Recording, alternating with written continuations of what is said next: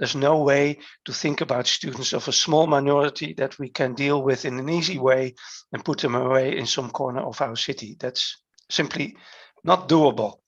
And I think it's important to speak about what we need to do to make this group, this very diverse group, really part of our city community. This is as far I want to go, starting up. I should maybe make clear for everybody what my function is. I'm one of the 5 city council members for GroenLinks in this beautiful town. And I am one of the people that has special focus on housing and especially also housing of students. So it has my special interest, absolutely. And now I will pass on the word to Anne Lucas. We will be your host tonight. Okay. So hello, everyone. Thank you so much for coming. To start off, because I already saw that we have a question in the chat regarding the recording. I'm not sure who is in charge of this right now. Is it going to be recorded, everything? It's live on YouTube now. Live on YouTube, okay. Is there anyone who specifically opposes to this, by the way? Just that everyone also is aware that this is happening. And if you also feel uncomfortable with having your face or anything, then please also feel free to turn off your camera or to change your name in case that is the case. And if not, we will proceed. I wanted to start off maybe with like a couple of rules just to make communication as easy as possible. In this case, if you have anything, if you wish to react to anything, or if you want to say anything, if you could please raise the little hand emoji via the Zoom. And if this is not possible, to put something in the chat itself so that it signifies that you wish to say anything. And if you wish to respond directly to someone, in this case, if you could also please still either use the hand emoji or also put in the group chat that you would wish to respond to someone directly. In this case, we can make sure that everything is as fluid as possible and that we are also not interrupting everyone. Just also for clarity, for people who don't know, the meeting itself is going to last around an hour and a half.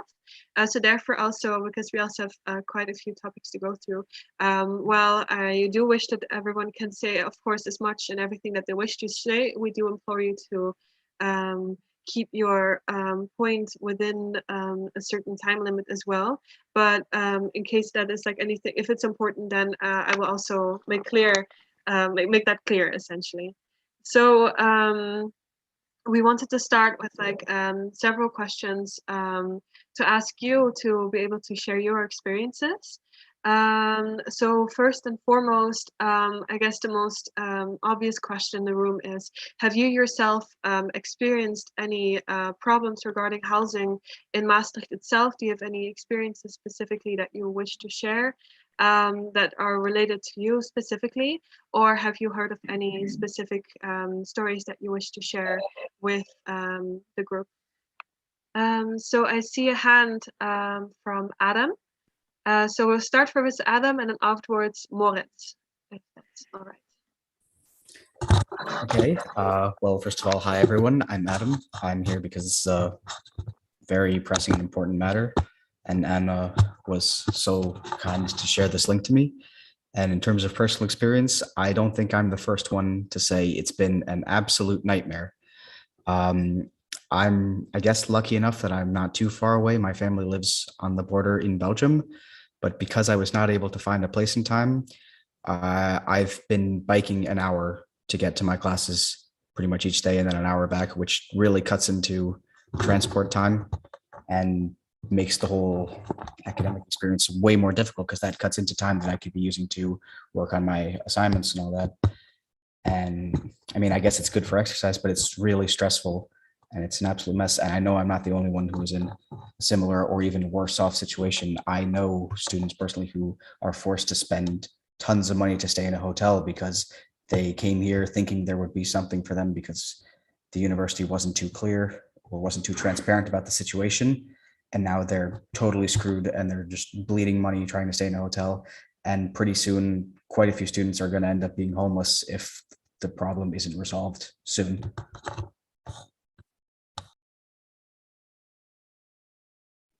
Thank you so much. Moritz? Yeah, hi. Thank you for the invite. Sorry that you all have to switch to English just because of me. I hope that's not a problem. Personally, I live here since 3 years. I personally had some issues, smaller issues with landlords and contracts, but I'm actually here more in my function as university council representative for students, and also as one of the initiators of SOS Maastricht, which is a couch surfing platform kind of trying to help students to have a short-term accommodation instead of staying on the streets or in shelters or overpriced hotel rooms.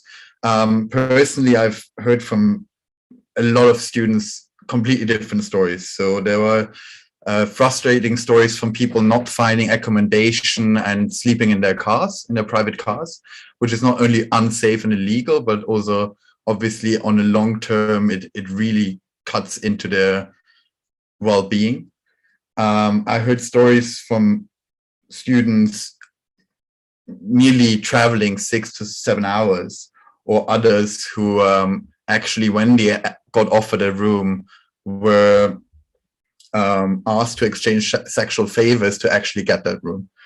And stories like these really upset me, especially as a student representative, because it's something that these students kind of, I take the responsibility for them as well and try to lobby their interests on a university level. But I also realized that it's a very structural problem, and that it's not only a problem that the university itself can solve because of government regulations. It's something that the municipality has to take as well. And when I heard before, the approach of is kind of the market will solve itself, I think that's probably not the best choice. I mean, when we look at Maastricht, we have the 40-40 rule, which really doesn't help the situation, because it doesn't show a net increase in annual student housing, but it rather just gives out a specific amount of permits, but we don't know how many housing units are leaving the market at this point. So it actually worsens the structural problem itself.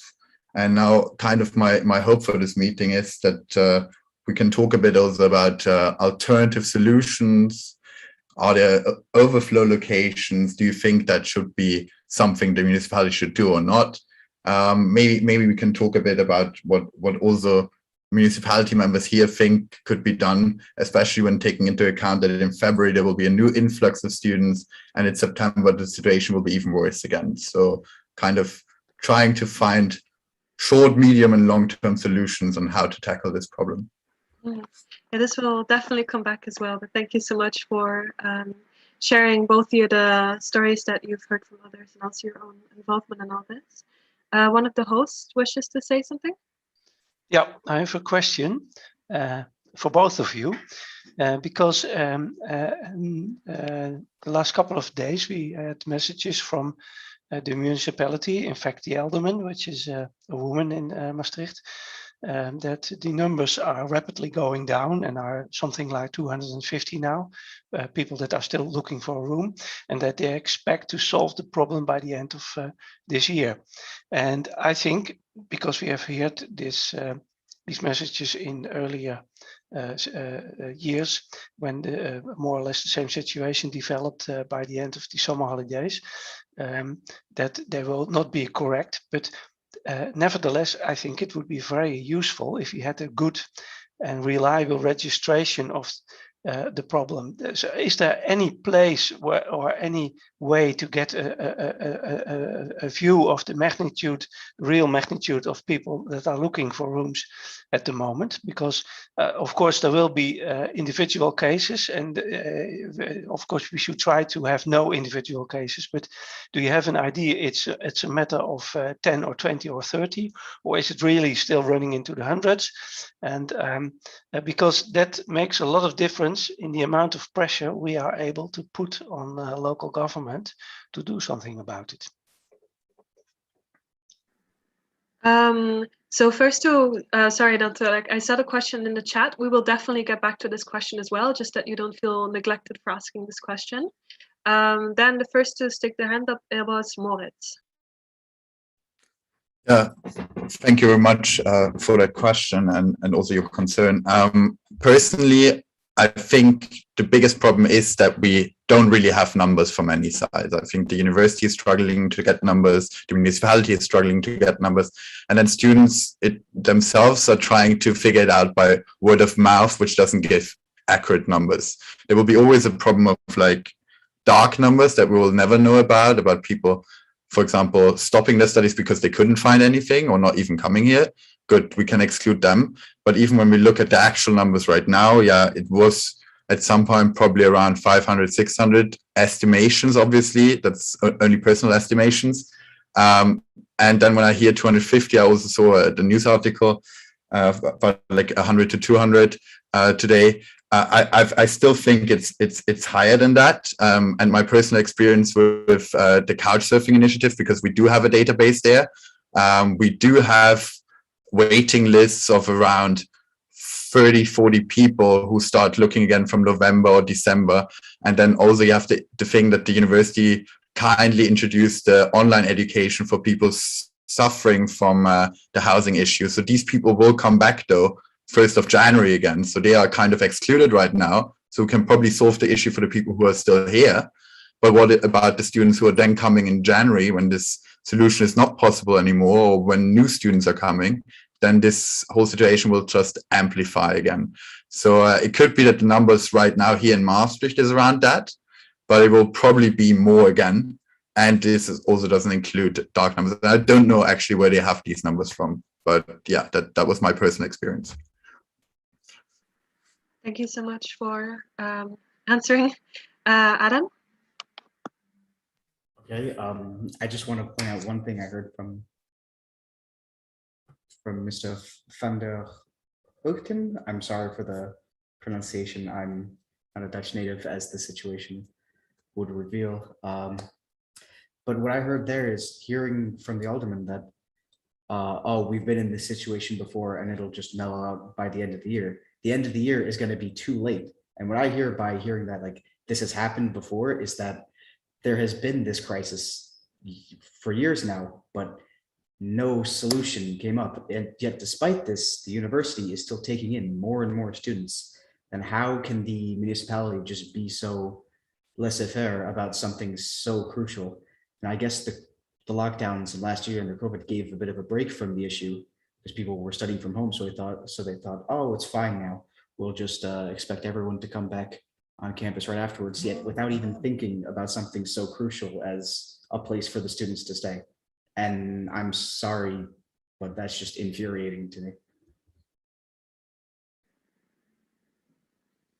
Thank you so much. I think Lotte was next. Yes. Yeah, I think what Adam just said kind of points at the core of the problem. Like every year in August, September, you have like this really large influx of students, and then, well, slowly it's getting a bit better, and therefore every year they try to say like, okay, well, but it's getting better, so we don't have to act anymore, and well, next year probably it will be all right. But next year it won't be all right. There still will be a problem in September. And therefore, I think if you're looking at solutions that, for example, the municipality can achieve, I think it's really important to look at overflow locations. So a location that you can open up in which students in August, September can book a room for like 3-4 weeks maybe until they find a better room, like their own room. So I think if you're looking at solutions, that's really the case. And like as Moritz already told, there was this article in, I think, the Limburger today about the alderman and the university thinking that there were only like 100 or 200 students still looking for housing. To be honest, I'm not sure where those numbers are coming from. We have asked, I'm also in the university council, and we have asked the university to get more of an indication of how many students are still looking. I think it's never possible to get like the entire view on that, because there will always be students that are not known, and it's also really hard to indicate because like there are privacy issues at stake, so you cannot have like the entire image. But I still think it's really important to get a better overview of the problem. So yeah, that's something that we really want to accomplish from the university side. Thank you for your input. Maurice? Thank you. Yeah, thank you for the invite, by the way, for tonight. Very nice to be here and to hear all these interesting stories, not very positive stories, unfortunately, but still. I want to like to comment on different things that have been mentioned so far. First, the thing about the numbers, that's correct. We don't have exact numbers at the university. By the way, I am head of the student housing department of the university. So the only indication that we have is what is coming from the market, also from the SOS initiative and other waiting lists that we have also at the guest house to get an estimation of how many students are still looking for housing. In a normal situation, which Lotte already addressed, is actually not a normal situation, but in July and August, a lot of students come in, and we already have accepted that there is some friction in the market at that time, which means that some of the students won't directly find housing. And this has been for like 10 years now that I'm doing this job. And this 10 years has always been the same case. So we always have this friction in August and in September, which is not good, but we've come about to accept it, because normally in about the end of this month, or by the end of this month, normally most students will have found housing, and then it's the question, is it the appropriate housing? That's a different question, I guess, that we can discuss as well. But normally at that time of year, most of the students have found a place, and this year it looks like it's not going to happen. And exact numbers are missing, but I still think that the indication of the real emergency cases being about 100, 150 students is quite accurate. The difficulty is that I don't have hard figures to make this happen, but in the case of Adam, in this case, he's not even considered now to be an emergency case because he has a roof over his head, like a lot of students that move to Heerlen, Sittard, and even as far away as Vaals. These students now have housing, but they're not living in the location where they would like to live. They came to study in Maastricht and not in Vaals or Kerkrade or Heerlen.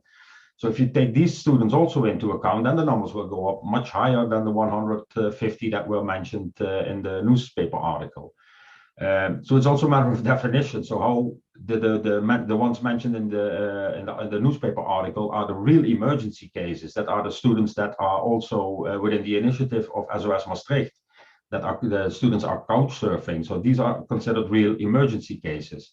We also have a list of emergency cases like medical emergencies, some other kind of emergencies, a waiting list, and we have added them together. And then the indication of about 150 real emergency cases, I think, is quite accurate. But still, if you look at the students living at all these other cities now who also want to live in Maastricht, then the problem is probably much bigger still. About solutions, Lotte mentioned the idea of the overflow location, and I agree to that very much, because this helps to eradicate shortages in any year. So we have this student housing program, which is a housing program which provides sufficient housing for the long run for the growth of the university, which means that every year 485 units have to be, on average, be put in the market, which didn't quite happen this year, which explains also part of the problem. But this also means that if in 1 year the growth of the university isn't 3%, because that's how the calculation was made, but it's like this year maybe 6%, then in that year you have a problem.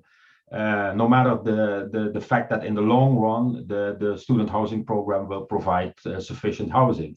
So we need a solution for the short-term shortages that might occur, and that's the idea of an overflow location. And of course, this has already been discussed also with the municipality. We also, we always mention Overmaze, which is politically but also economically very difficult. But still, that kind of a location would be very good to solve the problems that we have, even the problems that we have at the moment.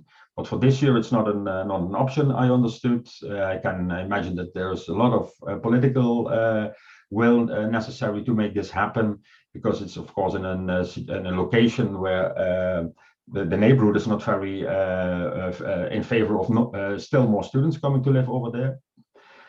But maybe for next year we can discuss this again with the municipality, and it doesn't have to be, of course, Overmaze. Any other location would be would be good for us as well. But this is something that we really need. And if you, like in the chat question, what are the long-term solutions that you really need? As Koen mentioned, he thinks that, he said that we need to get more control over this market because it's now left to the free market and it's a bit laissez-faire. Everybody can do whatever he wants.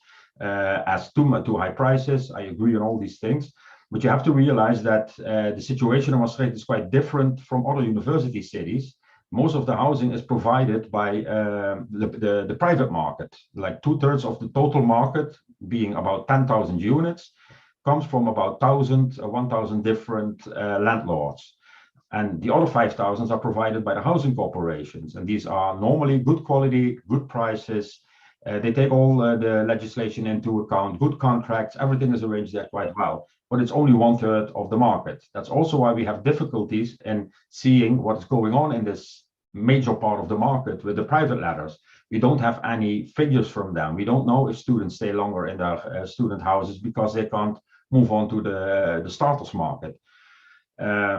So that makes it really difficult to get control of this market. So my idea would be, or an easy conclusion would be that more student housing should be provided by the housing corporations. And I'm very much in favor of that. Only the problem is that in the last 10 years, they haven't put many student housing to the market.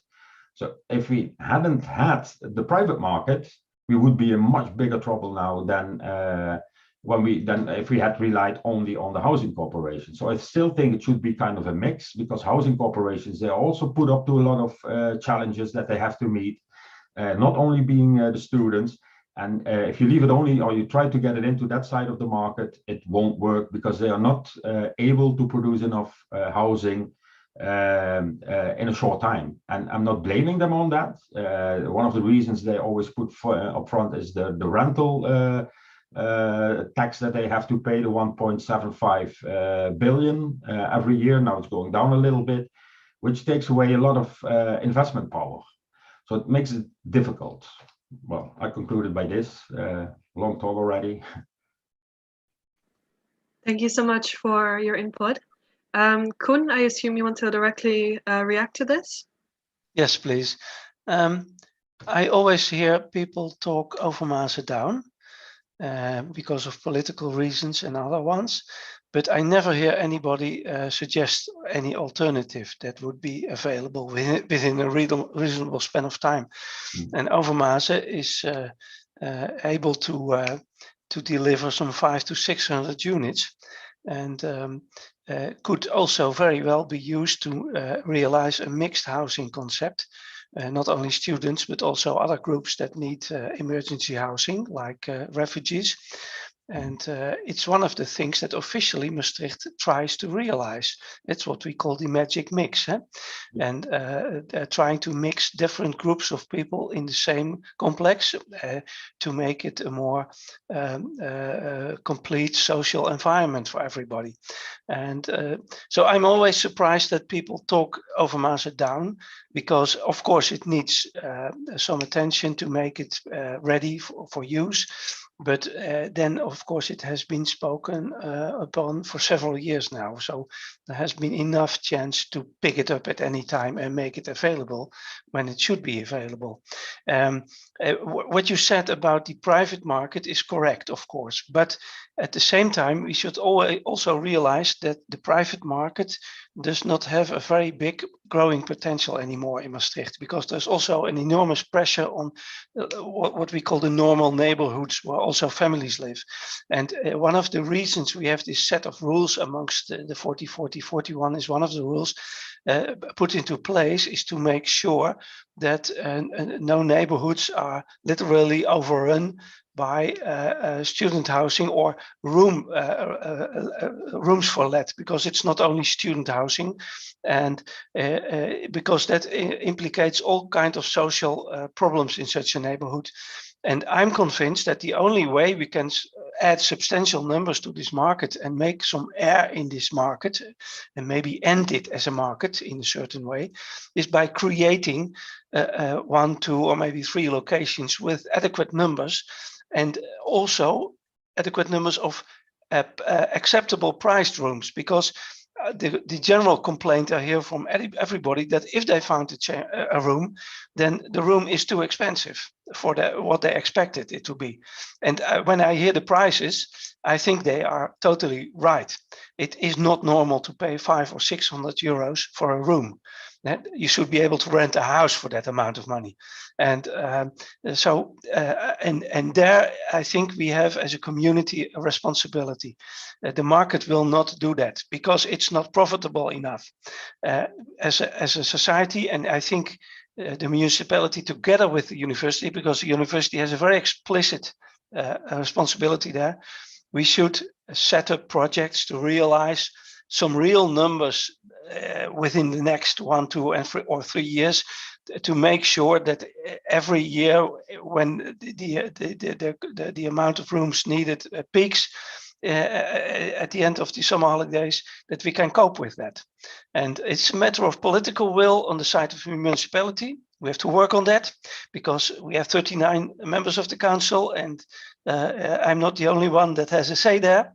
And on the other hand, it's a matter of a corporate will at the side of the university. They should give it more focus because it's part of their product. They develop this university explicitly as one that attracts a lot of master students from abroad, and part of that arrangement should be adequate housing. And so I think they should simply evaluate the effort they are doing on this specific side of the of their offering to students.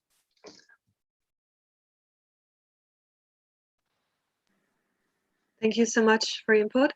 I see several hands up now. I just want to give like a little bit of context maybe as well to like the people who are in here who don't know what Overmaze is. Overmaze is essentially an old prison that has been renovated, and it's currently still kind of like the discussion what exactly will happen with this. So just that you have kind of the context as to what this Overmaze is that people are referring to.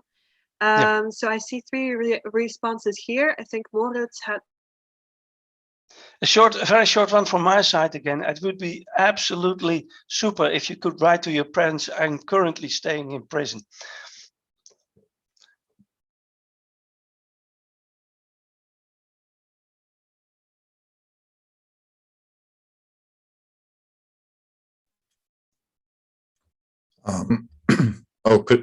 Is it my turn?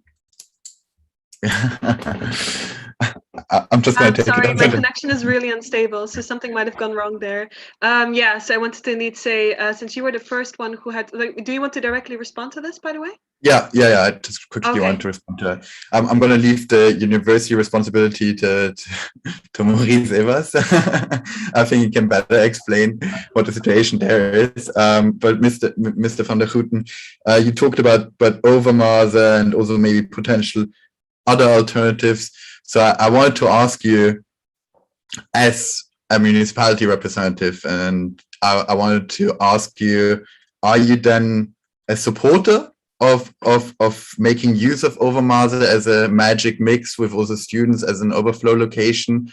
Do you think that would be a potential solution? And also, if not, or are there specific alternative solutions that you could think of that you think also could be supported and would even go through a vote in the municipality, and would also, don't harm any reputation between locals and students, and just more general. Yeah, I'm absolutely convinced of it. I suggested this 5-6 years ago already for the first time. This prison was converted some 10 years ago to house refugees. So it has very good apartments in it with all the facilities you need. It has group kitchens on every floor. It has 7 floors with beautiful views over the river valley. It has a sport facility. It is, simply said, it is quite fit to turn it into a campus-like situation. And the only thing that should be done now is upgrade the technical facilities like air circulation systems, and they will need maybe 2 or 3 months to do that, and then the building is ready for acceptable use. Nothing is perfect. The building has some disadvantages because it has a history of being a prison, and so ventilation is one of those. You have to do it mechanically, but then of course you can always use this as a emergency housing situation where you house people in the short time they need to be able to find at ease a normal room in the surroundings of Maastricht. And so on the other hand, fugitives have lived there for 2 years too, and they survived it. So I think it's not that bad at all. And the only thing that plays politically with regard to Overmaze is the relation with the neighborhood, the neighborhood that lays next to it. This is the neighborhood called Limmel, and Limmel is very much opposed to housing students into this building, but they were at the time very much opposed to housing fugitives in that building. And after 3 years, the problem had melted away. There was no real argument anymore on whether it was a bad idea or not. It functioned, it worked. There were projects to make some sort of integration happen between the fugitives and the neighborhood, and I think the same sort of things you can do when you are housing students there. And if you go further and make it a mixed population, then you have even more chances to make good integration simply happen there. And then of course it's a matter of, do we have the luxury of rejecting it? I invite everybody to suggest alternative locations that can be developed within 2, 3, or maybe 4 months into a serious location to house a couple of hundred of people. Yeah, thank you very much for the response. So can I hope for, as a citizen of a resident here in Maastricht, so I can hope on the 19th of October when I watch the live stream that you're going to vote for Overmaze? Overmaze is not something to vote for. It's positive advice, at least. What we need to do is try to accomplish that a majority of the 39 members of the city council see the urgency of realizing short-term locations with more than 10 or 20 or maybe 30 rooms, because that's what they have delivered up till now, and it's simply not enough. And so that's what the work will be. Try to convince the others to see it as an urgent subject too. And voting on Overmaze. Overmaze is complex because at the moment the fugitive situation is also urgent. So the building will probably be regarded by those instances as well for housing fugitives. And my reaction is that it's a perfect chance to combine these two needs and make it a mixed population, and combine the effort and the financial means we have to make it happen. And so you will find me absolutely at your side. Okay, thank you very much. So then Maurice. Yes, thank you. Yes, I want to comment on the remarks that you made, Koen, about responsibilities, also for the university. Of course, the university has also responsibility in student housing. We are always in good contact with the municipality, and we try to make plans together with them. But the possibilities for the university, not only for Maastricht, for all universities in the Netherlands, to provide in student housing are really, really very limited. We cannot put student housing large scale to the market because that's forbidden by law. The money that we receive is used for education and research and not for student housing. And as much as the university would like to have a bigger role in student housing and more financial possibilities, it's simply not possible right now. That's one of the reasons why the universities, together through the VSNU, that's the foundation of universities that lobby in The Hague, to get more possibilities also to spend money in and to invest in student housing. But for the time being, that's not an option. The only option that you have is actually to start like a guest house that we have at the university, and it should be fully a net zero game. So you are not allowed to put money for educational research into that. So you have to get the money somehow from the rent that you collect from the guests that you have. But there is always the risk of vacancies, which is really it's not a risk. You know by upfront that you will have vacancies, and that's normally in July and August when a lot of students leave. And January is also a period that we don't have many reservations at the guest house. Then it's really, how should I put it, difficult for the university to react in the way that we would like to respond and be part of a cooperation with a municipality, or sorry, with a housing corporation, and to put more housing to the market. The only thing we could do in the past is that we have added 200 units to the guest house. And we have given as a university a permit for the lease of the ground in Randwijk for the 252 mobile units. We don't have much more, but we also have still some ground in Randwijk. We can discuss that, and the municipality and the university should come together about that. But then we are talking about temporary housing. And I think temporary housing is absolutely necessary for the future to make sure that we stay in line with the growth of the university. Especially for next year, because next year we already know that the production from the housing program will be as low as this year. So we are again going to miss about 300 units, and they have to be compensated somewhere. And Overmaas or any other overflow location, that's really fine to have, but that doesn't solve this problem, because this is a structural deficit that we are creating now if we don't fill in this deficit with temporary housing.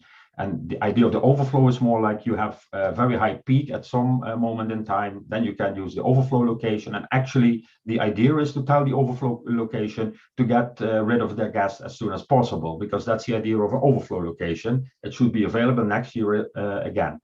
So besides it, Overmaas being a political issue, it's also an economical issue. Because if you have a business case with the intention to have as little income as possible, then somebody has to pay for the vacancies. And okay, that's something that maybe can be discussed with the university as well. So maybe the university can take some contingency of the 600 units and give a guarantee for that. I don't know. I'm not the financial man from the university, but much more is not possible. So I'm just trying to make that point that municipality, of course, is in the lead. They are in the lead to make sure that there is sufficient housing for all people living in the city, which is a very difficult task. Because of Corona, a lot of the student housing projects didn't finish in time, and that's why we have this problem this year. Mm-hmm. Well, it's not the only reason, but that's one of the main reasons that we have the problem this year. If we have had these 300 additional units this year, then I think that we wouldn't be discussing it right now. Then that would still be a problem, but not in this kind of magnitude. Yeah. Another thing that is, just to make a very small other remark, is that sometimes people say, as a university, you know how many students are going to come, you know how many housing you have, then maybe you should warn the students and tell them not to come if there's not enough housing. The problem is that we don't know how many students are going to come every year. We know how many students apply to the university. And if students are eligible to come study at the university because they have the right diplomas, then we can't refuse them.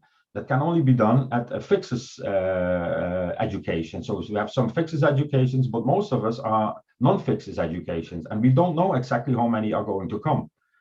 So that makes it really difficult to get a very correct match. So it's not like, okay, we know 1,000 are coming, we only have 800 houses, so we need to put in 200 houses as soon as possible, and then we don't have a problem. We just don't know how many are coming. And students know this because if you go to the first lessons at the university, you often end up in overcrowded rooms because even the teachers don't know how many were coming. Just to point out the difficulty in the idea that we know how many students are actually coming. But nevertheless, I understand and appreciate the position of the university. But nevertheless, I think that in terms of cooperation, it would make a lot of difference if the university was more proactive in communicating their concerns about it. Now they are quite in my perception, quite passive in it. And only when the problems emerge and we start talking about it, then they start communicating. And at the same time, I also question myself whether the communication with potential new students is good enough. Because if you offer them a real good channel communicating about what to expect in Maastricht and where to register for when they're searching for rooms, then if you make that a more complete and more extensive system, then you should also be able to improve that way the quality of the information you have yourself on what to expect. I am not aware of the details, but I have the impression at the moment that it is quite a passive system, that students can either yes or no make themselves known to your bureau and start searching on the official website, but they can also just as easily right away start searching on the internet outside anybody's perception. And I think it's very important to, because you also want to try to prevent that people are being cheated upon, and for that, all that sort of thing, you need a very good and professionally set up communication channel. So in fact, it should be almost inevitable for a new student to not use that channel, and therefore feed us with the information we need to be able to react appropriate. Well, maybe we can react directly. Is that okay? Yeah, if that's no problem with Lex, then that's no problem. Yeah, No, it's fine. okay. I agree with you, Koen, that communication can be improved. Communication can always be improved. However, we do send out messages to the students through our newsletters. I don't know if students really read these newsletters because they are overwhelmed with information of the university. But I agree. Just we have to look into that. The communication that we had in general now was, if you start searching in time, you will find a room. Start your search in time. But the last part probably doesn't get through to the students. It's more like it's not difficult to get a housing if you start in time. But the general message seems to be it's easy to find housing in Maastricht. And that's of course no longer the case. So we will look into that and see how we can improve on that. We already have some good ideas, I think, how we can improve on the communication towards students. But we also send out a message on August 10th and 17th as a direct warning to all students, all applicants, that it was really, really difficult to find housing at this time on the market. But still students decided to come. Maybe they didn't read the message. I don't know. We sent out a second message in August 17th, warning them again. It will take more than a month before you will find any housing. So be aware of this. So I don't know how many students actually read the message and if it came across. So we have to look into that. You're absolutely right. Lex? Thank you, Anne. Moritz, you asked Koen if we were gonna help you and the students in the council when it comes to voting for a solution for this time and not for in 3 years. And you heard the answer of Koen that he, of course, we will be helping as much as we can, but we also asked the other parties in the council to join this meeting. And as you see, nobody is there. So it is, I think it's very important that if you can send messages to the other parties with your statements and try to get them as far as to join us in accepting, for instance, Overmaze as a solution. Yeah, thank you very much. Sorry, I hope I'm allowed to react quickly. Yeah, thank you very much, Mr. Voss. Yeah, I'm trying to lobby for students, and not just me, also the University Council, as well as Maastricht. Different people are trying to lobby to find suitable emergency housing solutions now, and then maybe also try to convince both sides, the university and the municipality, about reconsidering the long-term strategy if it's actually enough in the future. But I think at the moment, emergency housing is the most important thing. And yeah, Overmaß is one of many, or at the moment, maybe one of the only solutions there is in the municipality. But yeah, as I said, we will try to also lobby tomorrow with some of the other parties to maybe convince a bit more that this might be a good solution.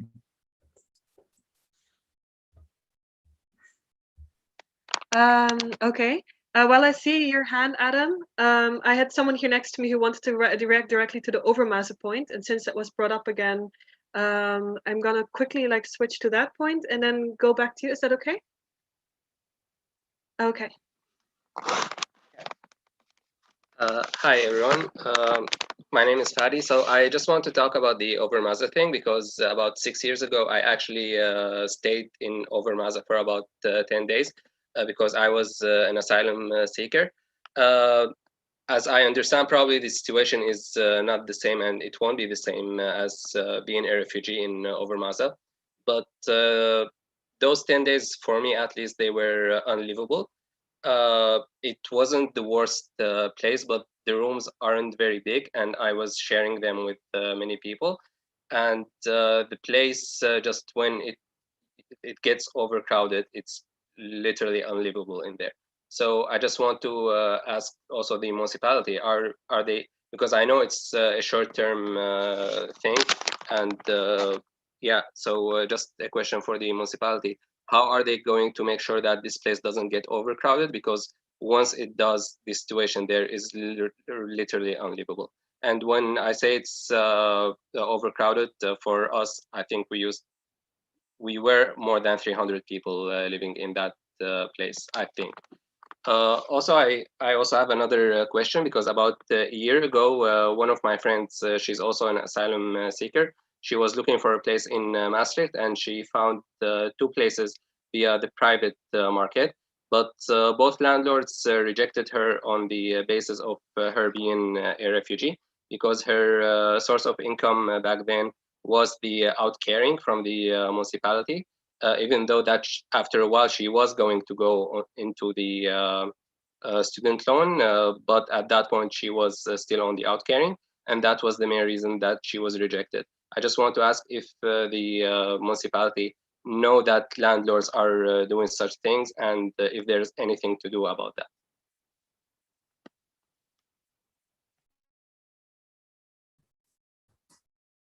Yeah, if I may say my point out, because what Fadi said actually also kind of ties into what I wanted to bring up. This is also kind of in response to Maurice's statement about the communication from the university warning people about the housing shortage. There are some problems there, and you also said that if you look earlier, students generally find a place. I guess I can share more my personal experience. The thing is, I had a room lined up all the way back in May, but the contract ended in August and was supposed to transfer over to me, yet last minute the landlords decided, no, we don't want to rent to students anymore. So what am I as a student, and also in Fadi's friend's case, people looking for places and then just getting screwed over by the landlords? What exactly are we in our position of having less power in the situation supposed to do about that? Who do we turn to? And also it's very wishful thinking to think that, oh, if you just look earlier, things are going to work out, because oftentimes, I mean, just in general, a lot of the landlords in Maastricht just have very shady practices, or very dishonest, very scamful, and will screw over students. And also the university, I remember reading at the beginning of the year, the university sent out a letter saying to us, word for word, students are expected to return to classes on campus. Like we were expected to, like we had to do that, but without properly having the accommodations necessary to take us in.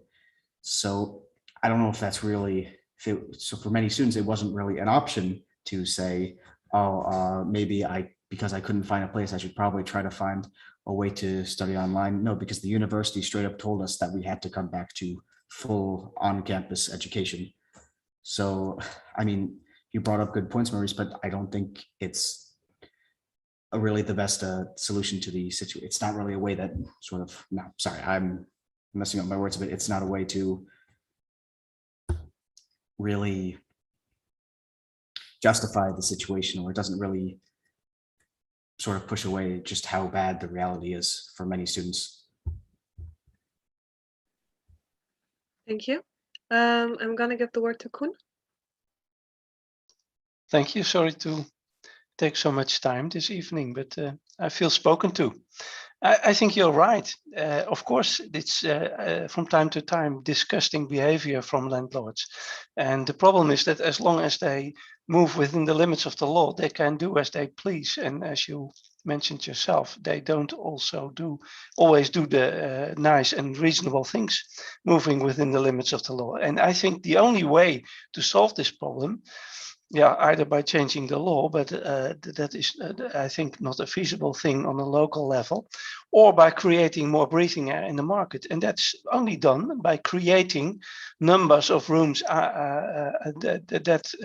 so you get a slight overshoot of numbers of rooms, and that immediately takes away the pressure and takes care of all this behavior, because then suddenly these landlords have another interest to fulfill, namely that they get someone to live in their rooms, and they have no maneuvering space anymore to do all these ugly things.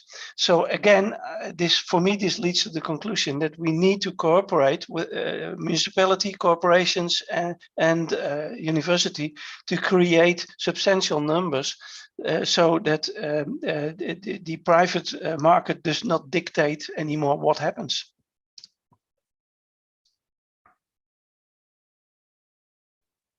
Thank you. I also see a direct reaction from Maurice.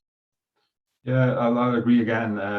It's now students are looking for rooms, but it should be the other way around. The landlord should be looking for students, and that should be a much better situation. So a slight oversupply in the market would be really good, beside the idea of overflow location, and whether Overmaas is really adequate for that purpose, we have to see. Of course, it can be upgraded maybe to get the good function for the overflow location, or maybe we should look for something else. But if you get into trouble, you can always turn to the Huurteam Zuid-Limburg and ask them for support. The support is free. I'm not saying that if you go to them that they can always solve your problem, but they will try to solve your problem. And they will look at the contract, and if the contract is an illegal contract, then they will support you even as far as the court. So if you need to take the landlord to court, they will take them to court for that as well. Unfortunately, we need this because the landlords, as already was mentioned, some of them are really doing a good job. We shouldn't forget about that as well. But there are also some, quite substantial amount of landlords who are not doing a good job. And I think the only thing to resolve this in the future is if we start working like in Amsterdam with permits, so that you only are allowed to rent out rooms to students if you have a permit. And of course, that means a lot of work, because you have to hand out these permits, you have to set up rules when you get the permit, and you have to find rules, of course, when you trespass these rules, that the municipality can withdraw your permit, so that you're no longer allowed to rent out rooms to students. But this is a very complicated, big system that you need to put this to the market. And I'm very much in favor of it. I think this will be a really good step into solving most of the problems. But the biggest step still is, as was concluded, if you can create a slight excess supply in the market, then discrimination gets less feet. All the awful things that we heard from ladies that get offers from landlords, sexual favors that are asked from tenants, and all this kind of bullshit. You can end it not completely, but the biggest step is make sure that there is an excess supply. So to start with the comment in the beginning, so that the students are not fighting for the rooms, but the landlords have to fight for the students to get them into their rooms. That will also help increase the quality of the rooms. It will take out the really bad landlords in the market. That would be the way to go, I guess. But that's also a very difficult way to go. But still, we have to take up on this challenge. So I think that this discussion about the permits is also a very important discussion that we should not go out of the way. Thanks. Thank you so much for your reaction. Since I don't see any hands up, I basically then, unless anyone else wants to directly react to anything that has been said until this point, I basically want to go back to essentially asking questions in general to see what other people have to say, to chime in on this subject. And since Overmaze was discussed multiple times, and additionally also because I think the people here from the municipality have a vested interest in hearing more about Overmaze as a question that one can ask in this case. And maybe I would also ask to the person directly who also has experience with Overmaze, but also in general to people, is what can, for example, be done in order to make sure that Overmaze has like a pleasant living environment itself for students, and in general, how do students look towards the prospect of living in a building that used to be a prison? So yeah, if anyone wants to respond to this, then feel free to raise your hand. So I don't know, just to try and help out a bit. Andrea in the chat asked, I think in response to our conversation with Maurice, how simply, but I'm guessing that's sort of a question of like, how can we create an oversupply of housing to sort of help the shift of the power dynamic between students and landlords in Maastricht, if I'm interpreting that well. That's of course a big question, and if we had the answers to that, that would make things quite easy, but we still can think about some solutions. But I think the solution is not only by creating more student housing, because one of the big problems this year, in my opinion, is that the throughput to the starters market, so to buying a house in Maastricht or renting a house, the stagnation is increasing. So we know that students who graduated stay in the rooms like 1, 2, or 3 months, and then they leave the rooms and they leave Maastricht or go live somewhere else in Maastricht, and then these rooms become available again to students. Between now and the end of the year, about 1,000 students will graduate. Now we will think like, okay, we will get 1,000 additional units within this time frame towards the end of the year. But if these students don't leave their student housing because there are no opportunities in the other parts of the housing market, they will stay longer than the 2 or 3 months. And this congests the whole flow of students or graduates to the starters market, which means that if you don't do anything about this congestion, then you can keep on putting more and more student housing to the market. But then it becomes an endless job if you don't also look at this problem. And this problem, of course, can only be solved by putting more starters units into the market, which is also a big problem in the Netherlands and also in Maastricht, which makes it really, really difficult. So I think that if you want to make, we also discussed with the municipalities, which kind of real estate do you still have, which could be transferred into student housing. So they have this list. There are 2,500 units on that. There is a long list with 4,500 units on that. And they're still looking at these places like the Geuzelt, many other locations that they are looking at. Is it possible to extend student housing in these locations? And we need to come to quick conclusions about that, because a building project normally takes like 2, maybe if you're lucky 1 year before it's put to market. So the shortage that we have this year is the lack of production that started in 2019. So you always lag behind, and it's really difficult to keep up with that. So in my opinion, we also asked the municipality, we set out this 3% growth rate, which would mean 485 on average every year should be added to the market. Now we see that the university population starts growing a little bit harder, so we now ask even more.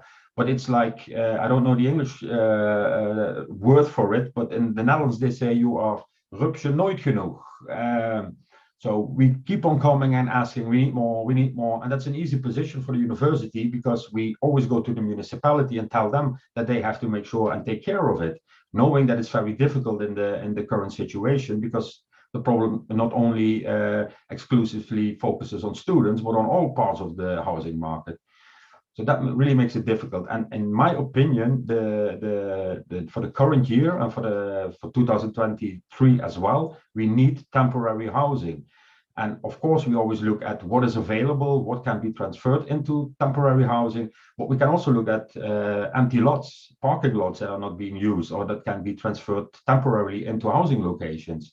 And this is not an ideal situation. And I know that not all people living in Maastricht like the view of these container units, but I think there's no way around it. We have to find solutions this year, really, really quick, to start pushing in extra units in the market that will be available in August. Does that answer the question? How? Not all, yeah. Thank you so much for your answer. Also, I'm sorry to Andrea for missing your question. I see also that you've responded to the question. I'm not sure if Koen wants to respond to this directly as well, or if I should introduce the question next, since this one is directly to GroenLinks as well. Yeah, well, as far as what Maurice said, I totally agree with him. But I also wanted to react to the remarks made on the quality of living in the Overmaze complex itself. I think it's a history with a little bit more nuances. And so what I remember in the period that the asylum seekers were housed there, I've been there several times. And of course, I heard the stories about what was not good about the building. And of course, when a building is reaching its full capacity, then you have more problems than when it's only partly being used by people. But I think that if you honestly look at the location and the potential it has the potential to house several hundreds of people. And if it is free, whether it is 300 or 500 or 600, that's not interesting. It's a substantial amount, but you have to do something about it and improve it. And my impression was that the main problem was circulation in the building, and that is something that has been indicated now also as the main problem to use it on the short term. It had to be improved first. That should take a couple of months, and then the building should be ready to be used. But if your companion has other information, then he should share it, because that's interesting to know, because he lived there. Thank you so much for your answer. I see another question by Andrea. I'm not sure if anyone else wants to respond from this who's here from GroenLinks. Which is the question, GroenLinks was in the local government for the past 8 years. Why wasn't this problem tackled earlier? Should I answer that? If you feel, if you wish, and if you feel you can. Yeah, well, I was there all the time. It's a simple matter of how many people in the council see the urgency. There are 39 members of the local council, and GroenLinks has 5 members. Several other parties that see the urgency just as well also have members, but it doesn't count up to an adequate majority that pushes into really making these steps. And so the suggestion of Overmaze has always been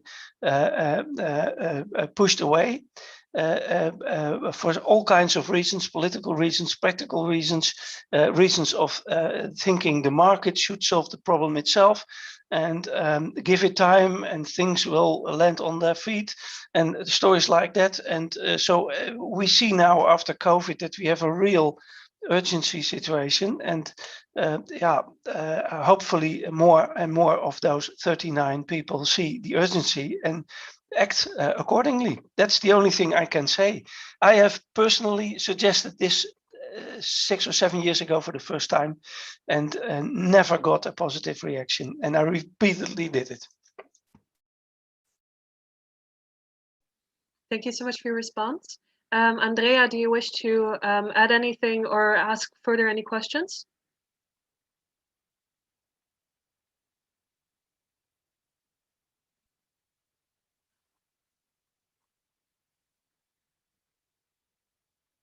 She responds to put it in the coalition agreement. The coalition has a majority of the council. Yeah, you should realize that the coalition agreement is a contract between the parties that form the local government, the gathering of aldermen that are going to execute the program of those coalition parties. But you should realize that it's always more or less a fighting situation. So GroenLinks had several points in the coalition agreement over the last 4 years that we thought that were very important to realize, and nevertheless they did not they were not realized, for the simple reason that the world is not a simple situation where you promise things to each other and then everybody goes along those promises. The realistic situation is that sometimes those promises are broken and blocked for all kinds of trivial reasons. And I do not remember that specifically Overmars was in the coalition agreement, but the care for the need to take care of adequate student housing certainly was. And then you see an alderman developing a policy on that subject and being too careful. And then you try to push it into a direction to be less careful and be more bold in it. And when it doesn't happen, it simply doesn't happen. Because at the end of the line, you're only 5 of 39. So you're not making the real decision. You have to do it together with others. So politics is always a problematic path to follow, but at the same time the only one. So we have to do it that way. There's no choice. There's no alternative. Andrea, do you also wish to respond to this as well? Since you're typing, I'm just going to give it a little bit of time. Maybe in the meantime, I've asked, and Freddy, so the guy who chimed in earlier about Overmars, has said that he felt that the issues that he had surrounding Overmars has essentially that were the issues that he has already mentioned. So in this case, the overcrowding, and if the overcrowding problem would be resolved, then in this case also he feels like the main issue that for him made Overmars unlivable has been resolved. Can I assume that the dash means that you don't have any further input? Okay, thank you so much for your questions.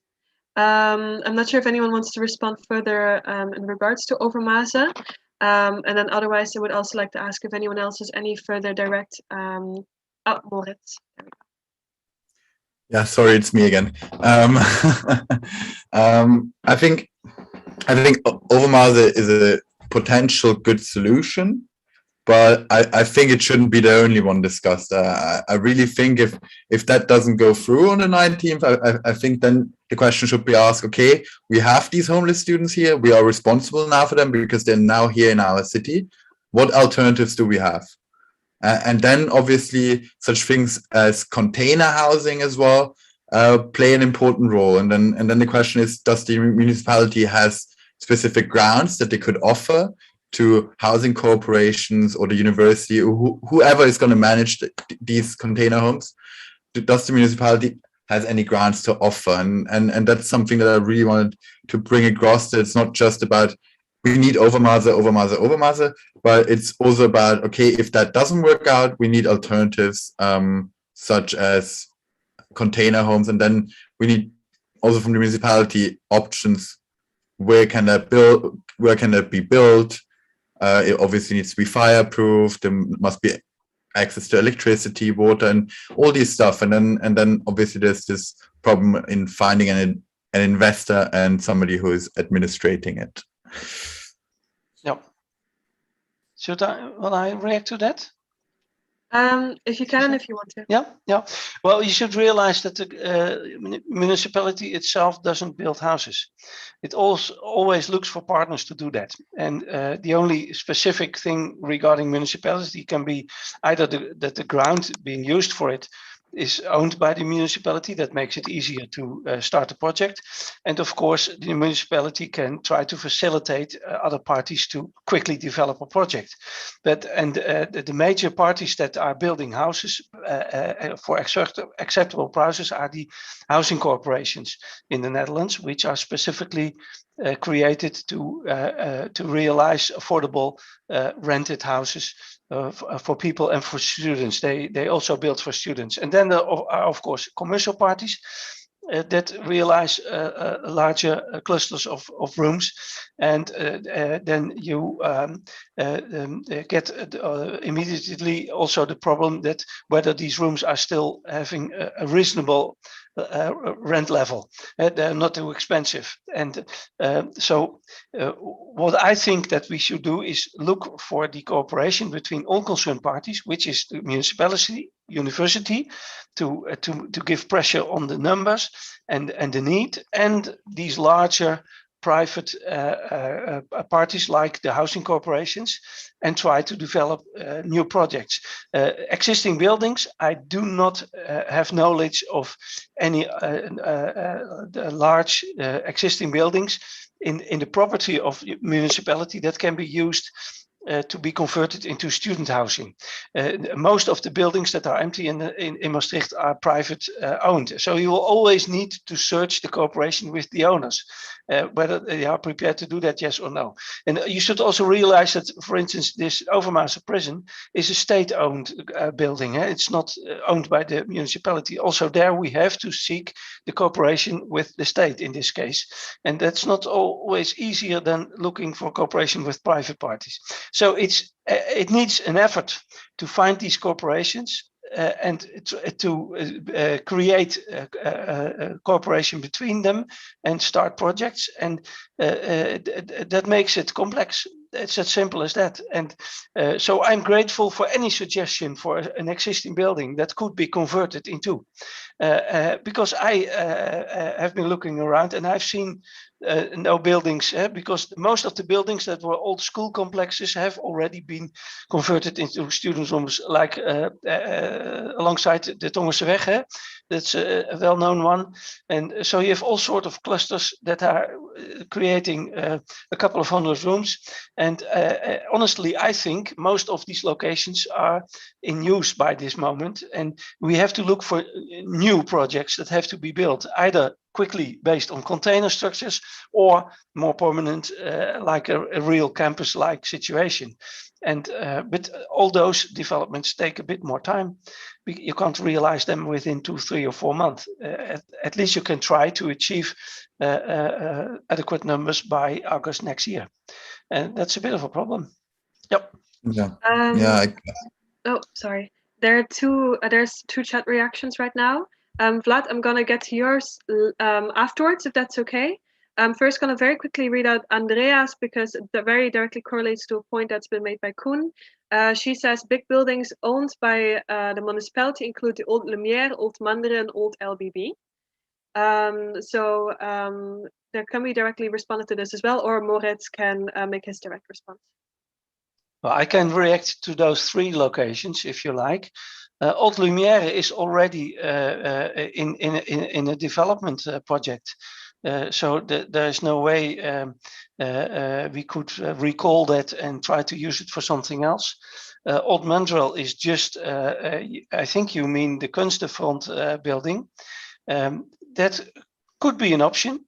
Yeah, to be, I don't know whether you can realize that really the numbers we need, because it's not a real big building, but okay, we could try to investigate that. And Landbouwbelang is at this moment as a large location involved in what we call in Dutch an aanbestedingstraject. And traject means that we have created a set of rules for any project developing company that is interested, and that we are now waiting for companies to react to that and make offerings on that location within the set of rules. And to be honestly, I think the city expects to make money on that location.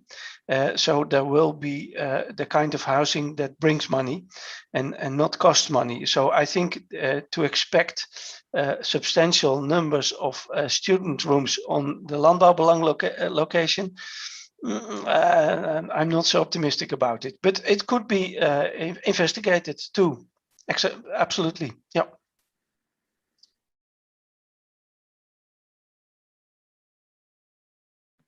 Well, thank you so much. Moritz, I think you also wanted to react directly to this as well. And then afterwards, Vlad, I will read out your message to the rest of the... Yeah, so no, I completely understand from a municipality perspective that this is a complex situation, and also that the municipality is probably there to set out the rules, the policies, give out the permits, but can't really realize it themselves, such permanent container homes or whatever. However, such a container home permit it's normally valid for 10 to 15 years. So it could be actually a potential solution for an overflow location.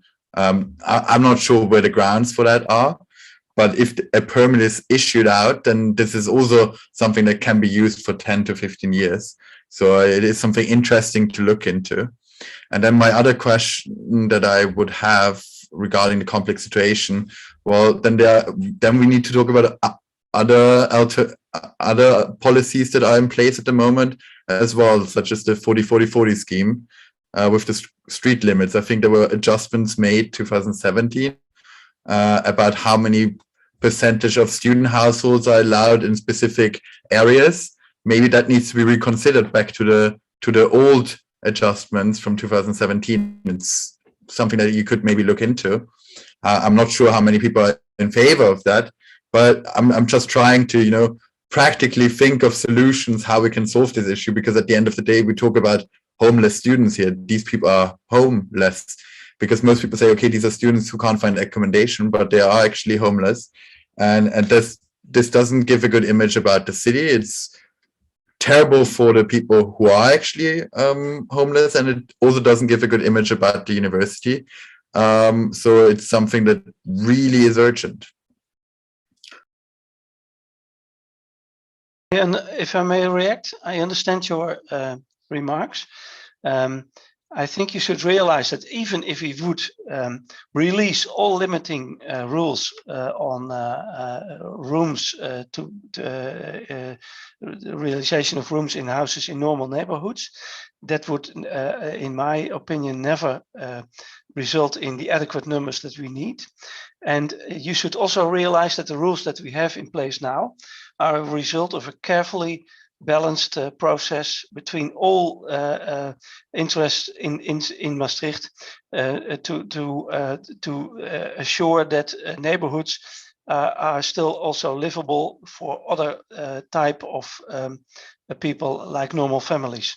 There's a lot of neighborhoods where they experience the number of rooms, and it's not necessarily only to students, but of course students are the vast majority that rent rooms, are seen as a threat to their the quietness and the social structure of the neighborhood. So we developed a policy to limit the amount, the percentage of rooms to be created in a neighborhood. And I think at the moment it is totally unrealistic to think that you can put aside the rules and accept that the numbers are increasing again, because there's no majority for that. And as I said in the beginning, it will also not, in my opinion, deliver the amount of rooms that you really need. You may create 200 or 300 rooms, but as suggested already by Maurice Evers, that's only the amount you need to create for 1 year expected growth. So you need more, absolutely more than that. So we need 2 or 3 large locations, campus-like locations with controlled quality, controlled levels of rent. So cheap rooms, acceptable prices, and then you will solve the problem, not by accepting that everybody in the neighborhood converts a normal house where a normal family can live into a house with 4, 5, or 6 rooms. That's not going to solve the problem. It's going to create other problems.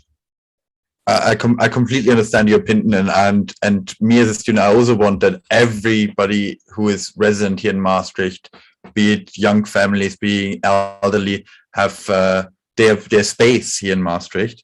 But at the moment we face a crisis, and I understand that this might not solve the issue in the long run. But it's just, you know, ideas that I wanted to share, because maybe it's something interesting that could be looked into, or a mixture of different policies that might help ease the problem. But yeah, that was just my side of the story. Just wanted to give out a bit of ideas that I had in my head. Thank you so much. There are 2 chat messages right now.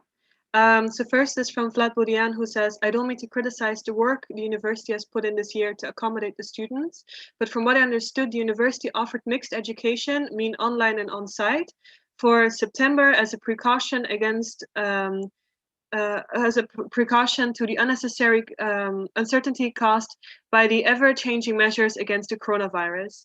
This mixed education is on its way out of my personal study program, and I was wondering why not continue the stealth education for the entire year while encouraging students to keep looking for accommodation, considering the problem this year is much worse than expected.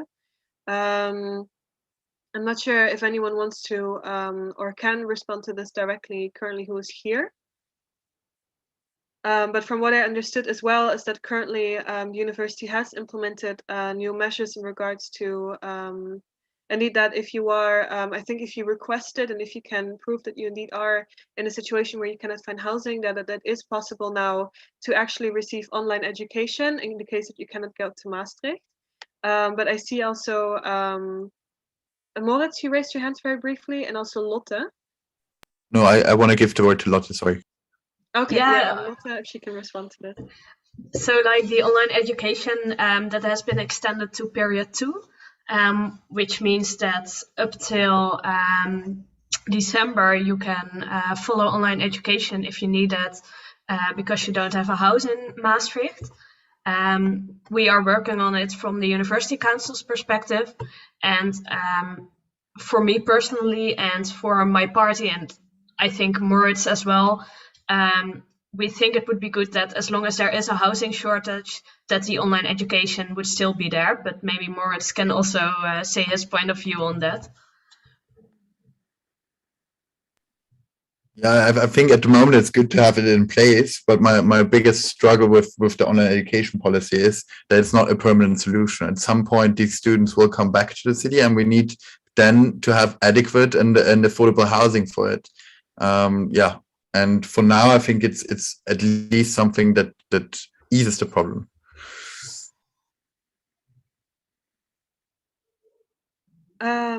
Okay.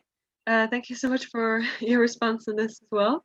And if Vlad, if you have like any further comments that you wish to provide for this, if you feel free to put in chat, and then I will read it out the moment that I see it. Andrea Dust also said something. She said, here's an idea for everyone's consideration. Would it be a good idea to sue the municipal government for lack of taking care of sufficient housing, similar to Urgenda court case against the government for not providing sufficient air quality? So if anyone wishes to respond to this directly, please feel free to raise your hand and then I will give you the word.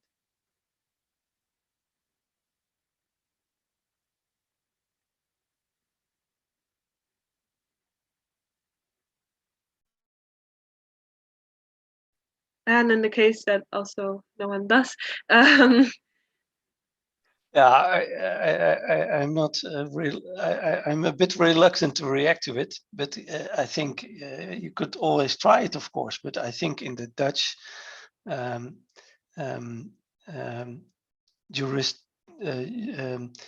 system of law, I don't think you make much chance of getting any success. But you can certainly try it, and maybe the benefit of it would be that you draw a lot of attention, and drawing attention is not the least powerful instrument in this problem. So maybe you should do it and give it a try, but I don't think it will solve the problem, to be honest, because we have a general housing problem in the Netherlands, and it's at first it is essentially a political choice how you want to solve it. And at the moment, the powers that think that the market will solve it with all the details they add to it, in essential, it's what they say, has the majority. And so what we can do is try to achieve more understanding and focus on the need that things that could be considered to be essential rights of people, like proper living, a proper roof over your head, also need a bit of influence from the government to make sure that that is being realized, not just by the market. Not all things regulated by the market are successful. Some things are, but not all of them. And I think housing is a very good example of a total failure. Thank you so much for your response. Sorry, Moritz, I would give you a word immediately, but the meeting originally had like an intended time of 1.5 hours. So I just quickly wanted to ask whether we still have time for like further questions or not.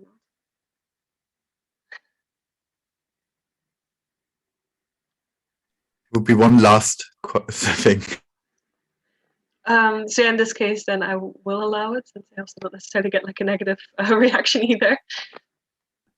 Yes, so something that I forgot before, when we talked about the 40-40-40 adjustment, one of the biggest arguments that I always see in municipality reports why these adjustments are made is because students are increasing noise complaints in an area, and general a bad image of students. And I think that is also a problem within the housing situation, that there is for some stakeholders here in Maastricht, not the majority, but for some, there is this bad image of students. And I think that is also available for most municipality members. There is actually reports about how the economic benefit of students is in Maastricht. I mean, that's a whole different discussion. I don't want to bring that up now. And also that noise complaints are actually only 23% of all noise complaints here in Maastricht are from students. If you think that students are 20% of the population, basically students are as noisy as any other local resident here. So I just want to give you that in consideration, because I feel like there's always a bad image out there of us students, but I think we're not all that bad.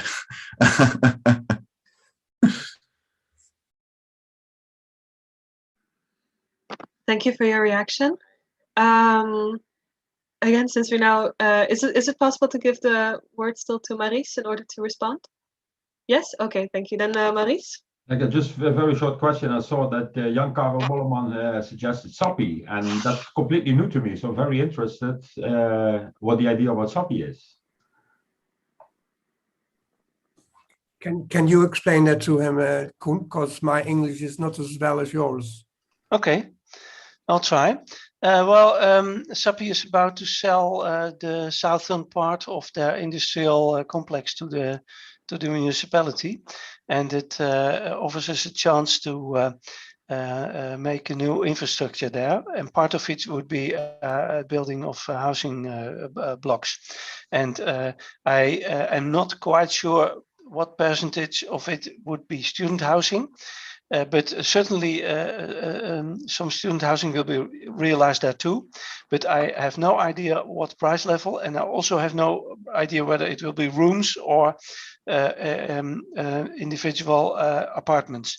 So that is a question I cannot answer. But I know part of the building will be used for student housing. Yeah, at least that's what I remember from the presentations on it.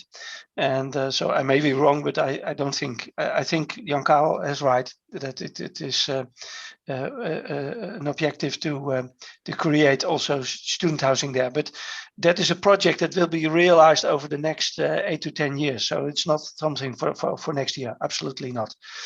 And but of course it's and it's a good location, because that's a part of the city that needs redevelopment and can benefit strongly also from the housing of students, because we have to create new neighborhoods there, and so that offers a chance to integrate students there too.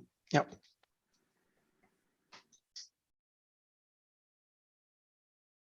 Thank you so much for your response. Since it is time now, and the conversation, I guess, has reached kind of like its natural end, it is, unless of course, sorry, this is my first time, but unless of course it is possible to like move on like a little bit longer, kind of depends, I guess, because there was like a multitude of questions also there, not just in regards to housing, but also just in general, like the experience of people within the that basically that we wanted to ask, like how people experience Maastricht itself, also student integration of students in Maastricht, within, of course, within Maastricht itself, so that we not just have an independent student bubble, but that we can truly speak of a student city where students feel like they are part of the city itself as well, among other things. So I'm sorry, I'm gonna have to look again at either Lex or Koen, or Jan Karel, I guess, in case any further questions are possible or needed, or otherwise. Yeah, Maybe. well, sorry, Lex, okay. Okay, maybe if there is a necessity, we can organize another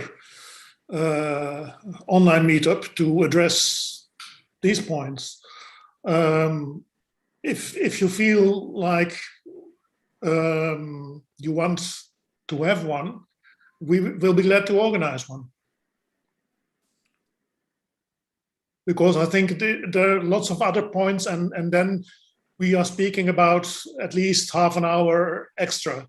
I mean, I don't really mind, but I think everyone, or most people, planned to go till 9 o'clock. So Yeah, I agree with Lex. 90 minutes is a magical amount of time. I even think there were television programs that were called the 90 minutes. So maybe we should try to organize another meetup on that subject, and then try to give room to that subject, because it was clear that the emotions are very strong on the short-term housing, and so it was understandable why we talked about that exclusively now. But the other things are for me just as important. To what can we do as a city to make this city an integrated city where students feel at home and feel part of the city community? That's very important, and it's not something that is going to happen spontaneously. You have to put effort into it, and so I would love to have another meeting on that subject. Absolutely. Yeah. are there more people wanting to have such a meeting?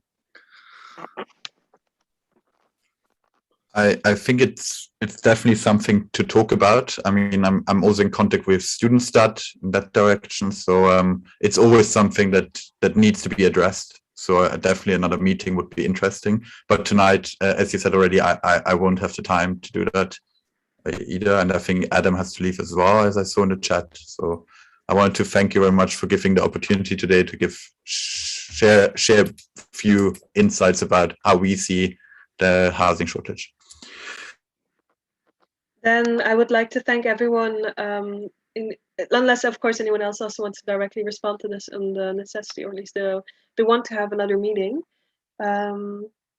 But if not, I would like to thank everyone for attending. I would also love to thank everyone for their very insightful input, and all the stories that people were sharing.